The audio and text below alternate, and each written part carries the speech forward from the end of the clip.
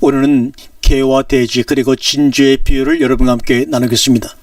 오늘 이 비유를 우리가 바로 이해하기 위해서는 마태복음 6장 25절부터 출발해야 합니다. 한번 6장 25절 말씀 읽겠습니다.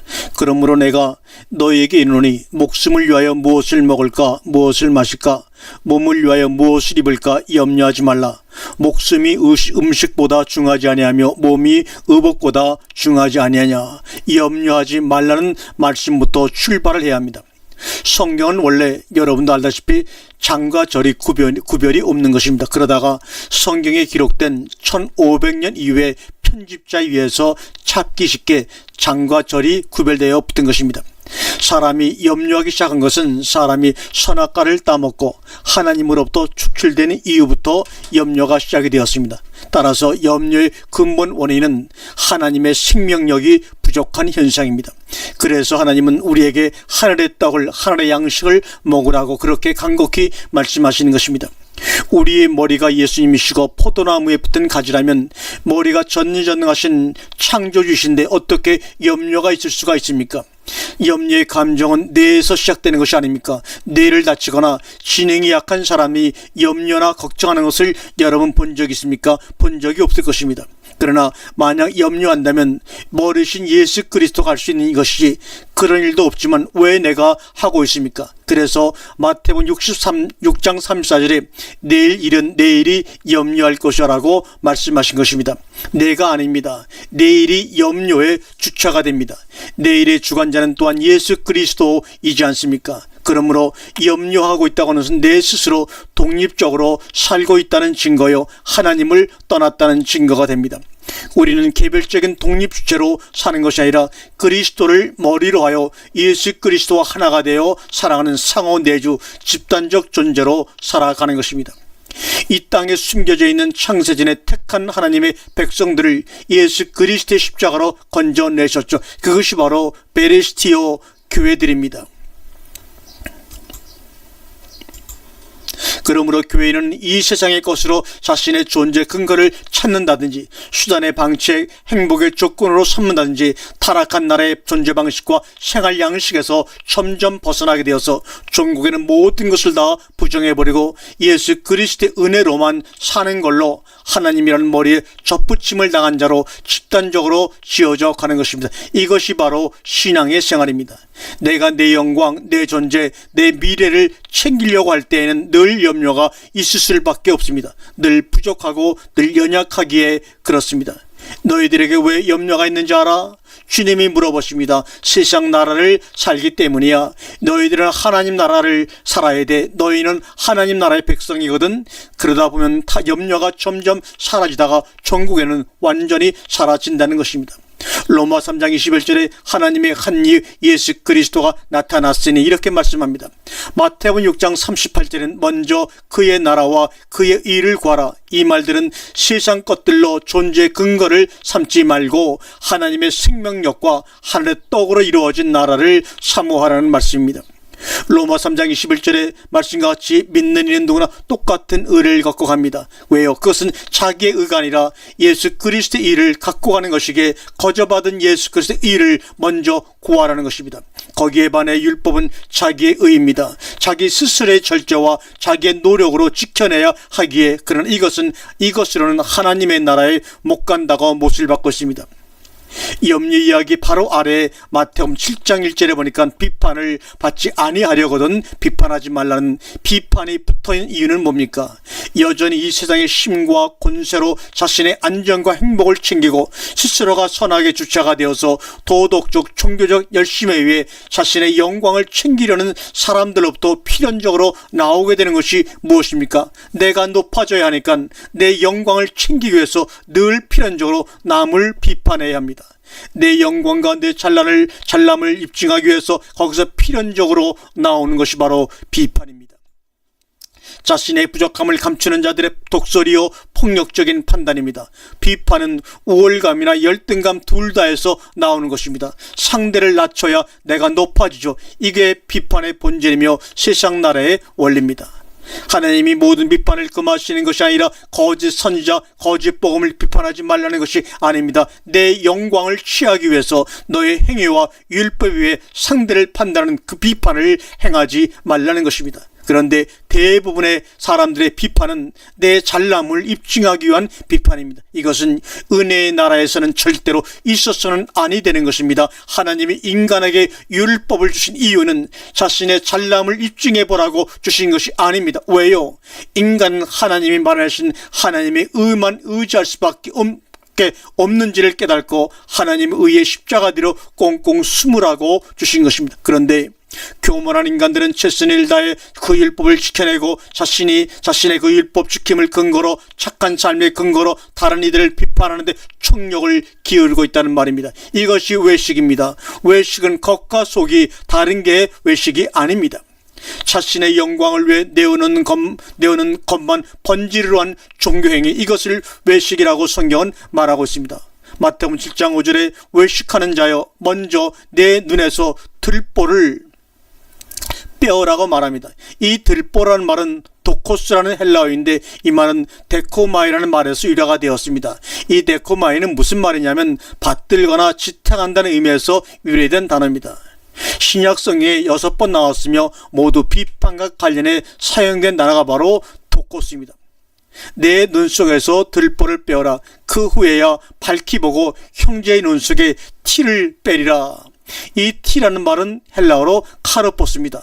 이 카르포스는 카르포라고 하는 마르다, 수축하다, 줄다라는 단어에서 유래가 되었습니다. 많은 줄기 또는 장가지, 집, 왕교, 여물들을 의미합니다. 다른 이들의 눈에 있는 티끌은 귀신같이 찾아내면서 자신의 눈에 있는 들보는 감지하지도 못하는 것이 죄인들인 것입니다. 하나님이 주의 깊게 보시는 것은 여러분이 저지르는 몇 개의 죄된 행위가 아닙니다. 여러분들이 그런 죄를 저지를 수밖에 없는 여러분의 왜곡된 마음을 보시는 것입니다. 그게 바로 자기 사랑입니다. 이게 바뀌지 않으면 아무리 착한 일을 많이 해도 하나님 앞에서 전혀 계산이 되어지지를 않는다는 것입니다. 염려하지 말라, 그의 나라와 일을 구하라, 비판하지 말라. 이것이 바로 하나님 나라의 속성입니다. 누가복음 18장 11절과 14절에 보니까 바리새인의 기도와 세리의 기도가 비교 대조되어 나오고 있습니다. 바리새인의 기도는 비교 상대적 우월감을 누리고 자신의 깨끗함과 종교적 열심을 자랑하기 위해서 나온 것이라는 것이 하나님의 노여움을 유발해낸 것입니다. 저놈 같지 않아서 감사합니다. 그러나 주님은 그런 그에게 네가 이놈아 더 나쁜 놈이다 하십니다. 하나님을 사랑해서 하나님의 영광을 위해서 그렇게 한 것이 아니라 자기의 유익과 자기의 영광을 위해서 그렇게 해버린 것입니다. 우리는 성경을 대할 때 하나님에 대해 배우는 것이 아니라 하나님의 것을, 하나님의 이름과 말씀을 사용하여 얻을 것을 더욱더 치중하는 잘못된 버릇들이 있습니다. 자기의 열심과 착함으로 남을 비판하는 자는 하나님의 비판을 받는다는 말입니다. 하나님의 심판을 받는다는 말이죠. 즉 너희가 하는 비판으로 너희가 비판을 받을 것이라. 너희가 헤아림으로 너희가 헤아림을 받을 것이라는 말입니다. 누구로부터요? 하나님으로부터 말입니다. 하나님은 인간의 토색과 간음 때문에 심판하는 것이 아닙니다. 그러나 하나님이 심판하시는 것이 있어요. 바로 자기 숭배입니다. 자기 사랑, 자기 숭배를 위해 간음 안 하고 토색 안 하고 거짓말 안 하고 욕심 부리지 않은 것 큰일이지만 이것 때문에 지옥 간다는 말이요. 복음은 이렇게 자유롭게 풍성하게 우리를 덮습니다. 야고보서 4장 11절에 형제들아 피차 비방하지 말아라. 형제를 비방하는 자나 형제를 판단하는 자는 율법을 비방하고 판단하는 것이라고 말합니다. 창세기 3장 5절에 눈이 밝아져서, 이 말은 히브리어로 파카우, 오픈 더 아이스라는 말입니다. 눈을 열다는 말입니다. 눈이 열어져서, 이 말은 선악의 기준을 자기들이 세우고 판단해버리고 비판하는 것을 말합니다. 이것이 성경이 말하는 들보라는 것입니다. 내가 어떤 존재인데 이 부끄러운 모습을 하나님께 보여하는 자기가 신이 되고자 하는 마음을 하나님께 들켰다는 거예요. 누가 벗은 게 부끄럽다고 가르쳐줬습니까? 하나님은 절대 그렇게 가르쳐주지를 않았어요. 하나님이 선하다 하시면 선이고 악하다 하면 악한 거죠. 보암직도 하고 먹음직도 하여 자기 스스로 자기 부끄러움을 가리는 것입니다. 무엇으로요? 율법과 윤리와 도덕과 문화와 과학과 명예와 물질과 권세로 이렇게 가립니다. 자기 스스로 사랑을 분별하여 자기 노력으로 자기 부끄러움을 가려고 하는 그 상태를 예수님 오셔서 뭐라고 하시죠? 본다고 하나 소경이라고 말하고 있는 것입니다. 그게 들보가 들어있는 것입니다. 그러니 볼 수가 없는 것이죠. 들보가 들어있으면 앞을 볼 수가 없습니다. 내가 그들의 눈을 뜰어왔다고 주님이 말합니다. 그들이 오늘의 비유에서 나오는 개, 돼지라고 하는 겁니다. 반면에 진주는 그리스도의 은혜의 복음을 의미하는 겁니다. 마태복음 7장 6절에 거룩한 것을 개나 돼지에게 주지 말라고 하시면서 7절에 바로 이어서 어떤 무리에게는 그 거룩한 것과 진주를 구하라고 한단 말입니다. 너희는 구하고 찾고 두드리라고 말합니다. 누가복음 11장 9절에 그 거룩한 것과 진주가 바로 성령입니다. 마태복음 7장 11절에서 좋은 것은 성령이요 거룩한 것이요 진주라고 말하고 있습니다. 고로 너희가 구하고 찾고 두드릴 것은 바로 성령임을 알 수가 있습니다. 성령은 우리가 구한다고 주시거나 얻을 수 있는 것은 아닙니다. 그렇다면 주님은 지금 도대체 무슨 말씀을 하고 계신 건가요? 이 이야기의 핵심은 구하라, 찾으라, 두드리라 있는 것이 아니라 주신 나에 있다는 것을 여러분 깨달으시기 바랍니다. 성령을 구하라 줄 것이다. 그래 놓으시고 그러므로 말을 이어갑니다. 왜 여기서 그러므로가 나오느냐 말입니다. 소위 말하는 황금률이 나옵니다. 그러므로 무엇이든지 남에게 대접을 받고자 하는 대로 너희도 남을 대접하라. 이것이 율법이요 선지자니라라고 말씀하고 있습니다. 그러므로 접속사는 앞의 원인과 뒤의 결과를 연관성과 통일성으로 연결하는 접속사입니다. 고로 그러므로라는 접속사가 나오면 앞의 내용이 어떤 것인지 그리고 뒤의 결과가 어떤 것인지를 잘 구분해야 합니다. 12절의 황금률을 잘 이해하기 위해서는 앞부분의 원인의 부분을 잘 찾아내어야 합니다. 그런데 바로 앞에서 찾다 보면 전혀 찾을 수가 없습니다. 마태복음 5장 10절과 20절 이 말씀은 율법을 다 행하면서 가르치라는 말씀이 아닙니다. 그렇게 할 수 있는 존재는 아무도 없다는 것을 이야기하기 위해서 지극히 작은 것 하나라도 버리면 큰 자가 아니다 하고 얘기하시는 겁니다. 그리고 바리새인이나 서기관보다 이가 더 크지 못하면 그들보다 더 잘 살아내지 못하면 천국에 못 들어간다 이야기를 하는 겁니다. 천국의 큰 자는 예수밖에 없으나 우리는 예수 안에 연합되어 구원받았기에 세례 요한보다 우리가 큰 자라고 주님이 인정하시는 겁니다. 로마 3장 21절에 이제는 율법 외에 하나님의 한 이가 나타났으니 다른 이는 예수 그리스도의 의입니다. 마태복음 5장 11절에 이에 보면 행함에 대한 교훈을 쭉 나열하시고 가시다가 7장 12절에서 그러므로 이게 율법과 선자다 결론 내시고 그 앞에 율법과 선자를 내가 온전케 하려고 왔다고 마태복음 5장 11절에 말씀하고 있습니다. 이게 율법과 선자다. 결론 내기 전 너희가 남에게 대접을 받고자 하는 대로 남을 대접하라가 율법과 선자다. 이게 도대체 무슨 말입니까? 니들은 도저히 안 되기 때문에 내가 율법과 선자를 완성케 해왔어.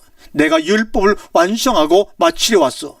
율법의 시대가 하고 예수의 은혜의 시대, 의의 시대가 열려왔어. 그리고 이게 율법과 선자인데 내가 남에게 대접을 받기 위해 내가 너희를 먼저 대접할게. 율법과 선자가 바로 이 말이다 이 말입니다. 예수님이 다 하셨다는 것입니다. 그래서 거기에 그러므로가 나오는 것입니다. 앞에 장하게 나열되어 있는 예수님의 명령은 전부 율법과 선자들에 의해 요구되었던 것들이에요. 그런데 예수님이 그것을 내가 완전케 하러 왔다고 말씀하셨어요. 예수님이 다 지키시고 완성하시겠다는 겁니다. 그리고 와서 너희에게 전가시켜 주겠다는 겁니다. 로마 10장 4절에 그리스도는 모든 믿는 자들에게 의를 이루기 위하여 율법의 마침이 되시느니라고 말씀하고 있습니다. 예수의 의를 선물로 받아들인 은혜의 시대가 열렸다는 것입니다. 그것이 바로 율법의 마침이라는 것입니다. 그래서 먼저 하나님의 의를 구하라는 것입니다. 그리고 나서 하더라도 하라는 것이요 하지 말라는 것이 아닙니다. 우리에게 지키라는 것이 아닙니다. 율법과 선자를 다 지키시며 완성시켜서 우리에게 전가시켜 준 겁니다. 이것이 바로 예수 그리스도의 의라고 하는 것입니다. 즉 예수 그리스도가 우리를 먼저 대접하신 것입니다. 따라서 황금률은 내가 남에게 대접을 받기 위해 남을 대접해야 한다는 윤리나 성공 이론 등의 용의 주도함을 가리키는 것은 아닙니다. 대접받기 위해 성공하기 위해 계산적으로 먼저 대접한다. 그건 순수한 대접이 아니잖아요. 그건 보상과 반대급부를 기대한 불쾌한 대접이지 않습니까? 이런 행위는 세상에서도 받을 짓이고, 그런 성공한 일은 세상이 만들어 놓은 것이 더 완벽하고 용이지도 합니다. 예수님이 고작 우리에게 그런 대접을 하라고 혹은 성공 이론을 주시려고 그 말씀을 하셨을까요? 아니지요. 그런데 기독교의 근본 윤리라고 해서 황금률이라고 이름을 붙여놨습니다. 대접받기 위해 대접해요. 이게 무슨 황금률입니까? 조건적이죠. 세상에서도 이런 논리 좋아하지 않습니다. 너무도 속보이고 유치해서 말이죠. 율법과 선지자의 요구를 완전히 충족시키기 위해 예수님이 먼저 우리를 대접해 줬습니다. 그런데 그 예수님의 대접은 반드시 우리로부터 당신을 대접하게 하는 대접의 보상을 반드시 끌어내고야 만다는 것입니다. 그게 바로 율법과 선지자라는 겁니다. 율법과 선지자의 요구를 다 이루시고 완전케 하여 우리에게 주시는데, 대접하시는데, 그것을 우리가 받아들여 예수님 감사합니다 하며 받아들일 수 있게 만든다는 겁니다. 우리가 예수를 믿는 순간 그분을 대접해 드리는 겁니다. 나는 죄인이군요. 이 복음을 받아들여야만 나는 살 수가 있군요. 이것이 바로 그분을 대접하고 대접을 받는 것 아닙니까? 이게 바로 마태복음 7장 12절입니다. 마태복음 7장 12절의 대접은 자기 몸을 던져 원수를 사랑하는 하나님 나라의 삶의 원리란 말입니다. 이게 바로 대접이에요. 그래서 하나님 나라는 서로가 서로를 대접해 주는 것입니다. 그래서 모두가 서로에게 왕이 되는 것입니다.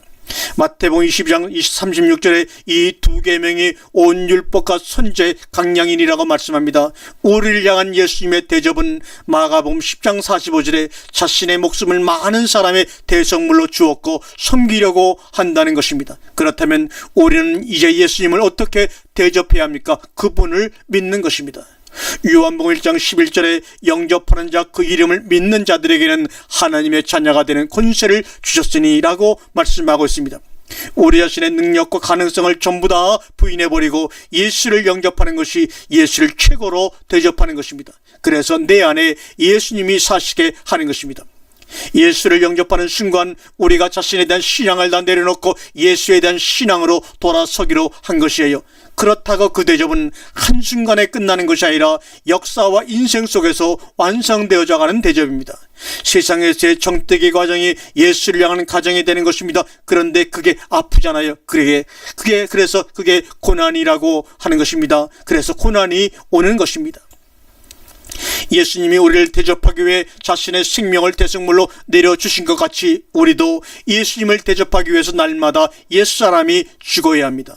개와 돼지는 하나님의 은혜의 중요성을 전혀 알 길이 없습니다. 개와 돼지에게는 개와 돼지가 추구하는 하나님의 율법이라는 또 다른 가치가 있기 때문입니다. 그들은 하나님의 은혜, 예수의 의라는 보석을 못 알아봅니다. 개와 돼지에게는 하나님의 의보다는 자신의 의와 가치가 더 중요합니다. 시편 49편 20절에 존귀하나 깨달지 못하는 사람은 짐승 같다고 말씀하고 있습니다. 나는 계속 개와 돼지로 살아가는데 성령이라는 가장 좋은 선물을 들고 구애하시는 하나님의 은혜, 하나님의 의, 그 사랑이 성경에 다 드러나는데 너무 좋지 않습니까? 성령이 침노하셔서 뚫고 들어오셔서 우리의 눈의 틀보를 제거해 주셨어요. 들보를 제거해 주시자 막혀있던 눈물이 쏟아져 나오면서 하나님이 아니면 저 어떻게 할 뻔했어요 하는 겁니다. 내 안에 이미 들어와 계신 그 은혜와 성령을 구하게 되는 겁니다. 그래서 구하라, 찾으라, 두드리라고 하신 것입니다. 그러면 내가 성령을 준다. 왜? 이미 들어와 있거든요. 그들에게는 반드시 성령이 내 안에 들어오셔서 하실 일을 내가 구하게 되는 거예요. 무엇을요? 구하고 찾고 두드리게 되나요? 하나님, 이 지긋지긋한 자아 숭배 자리에서, 이 지긋지긋한 삶의 현장과 하나님 놀이의 자리에서 내려가게 해달라고 하는 겁니다. 그럴 때 예수의 의가 전가되어서 예수 그리스도와 하나 되어 하나님 나라로 들어가게 되는 것입니다. 그런데 뭐가 그렇게 초조하고 안달하고 불안해하세요? 그렇게 절망적이세요? 뭐 때문에 그렇게 염려하고 계십니까? 복음은 영국 속에서 피어나는 꽃이 아닙니다. 복음은 우리의 생각 속에서 피어나는 꽃이 아닙니다. 전도 3장 10절에 말씀합니다. 인생의 목적이 뭐예요? 내가 짐승과 다름없는 줄을 깨닫는 것이 바로 인생들의 목적이라고 말합니다. 그런데 인생들 전부가 다 저는 짐승과는 달라요, 세리와는 달라요 하고 그것을 입증하는 것이 인생의 목적인 줄 알고 평생을 부딪혀 살아가고 있습니다. 하나님의 생기가 떨어지면 나는 짐승으로 흙으로 떨어지는군요. 하나님의 은혜가 들어가지 않으면 나는 짐승이구나, 돼지요 개요 흙이군요. 이것을 아는 것이 우리 인생의 목적이라고 전도서에서는 말하고 있습니다. 이것을 알고 가는 것입니다. 그러므로 여러분과 제가 개나 돼지로 이 세상에서 폭로를 당할 때 숨지 마시고 절망하지 마시고 감추지 마시고 예수님의 의로 덧입으시기 바랍니다. 예수 그리스도의 옷으로 갈아입으시기 바랍니다. 그게 바로 하나님을 대접하는 것이요 하나님을 영화롭게 하는 것입니다. 죄와 허물로 죽은 세상에서 하나님의 자녀 나는 어떻게 살아야 하나요? 나 개 돼지 맞습니다. 그런데 그 안에 보석을 심어주시다니요 감사합니다. 그런데 베드로서 2장 22절에 참된 속담에 이르기를 개가 그 토하였던 곳에 돌아가고 돼지가 씻었다가 더러운 구덩이에 도로 누웠다는 말이 그들에게 응하였느니라고 말합니다. 우리가 바로 이렇게 살았잖아요. 도로 돼지 우리로 들어가고 개나 돼지가 토해 놓은 곳으로 다시 가잖아요. 그럼에도 불구하고 하나님은 우리를 하늘의 왕들로 삼아 주셨다는 것에 감격해하는 삶을 살아가야 합니다. 마태복음 15장 25절에 저를 도우소서 개들도 제 주인의 상에서 떨어지는 푸스라기를 먹나이다. 이 얘기를 듣고 예수님은 여자여 내 믿음이 크도다 자신이 개라는 걸 자각하는 여인이 있었습니다. 그랬더니 예수님이 비로소 네가 나의 백성이로구나 나의 자녀로구나 하시면서 그 여인을 일으켜 세워주셨습니다. 뭐가 착한 일인가요? 그 일을 하지 말라는 것이 아니에요. 그 일에 앞서 우리가 교회가 할 일을 왜 하지 않느냐는 겁니다. 그 하나님의 은혜를 밝히고 그 은혜를 붙들지 않으면 우리는 죽을 수밖에 없고 멸망할 수밖에 없다는 것을 본인도 자각하지 못하고 있느냐고요. 하나님 앞에 어떤 게 착한 일인지 뭘 해드려야 착한 일인지 생각해 보시기를 바랍니다. 먼저 하나님께 드릴 대접을 먼저 해드리세요. 그게 착하고 선한 일입니다. 창조의 목적으로 우리가 돌아가 우리가 할 수 있는 유일한 착한 일은 잠시 후면 하나님 나라 가서 왕 노릇할 여러분들이 왜 세상 염려로 근심하고 계세요? 껍데기를 위해 삶을 올인하지 마시기 바랍니다. 영원한 삶을 위해 여러분의 삶을 올인하시는 여러분이 되기를 주님의 이름으로 간절히 축원합니다. 아멘.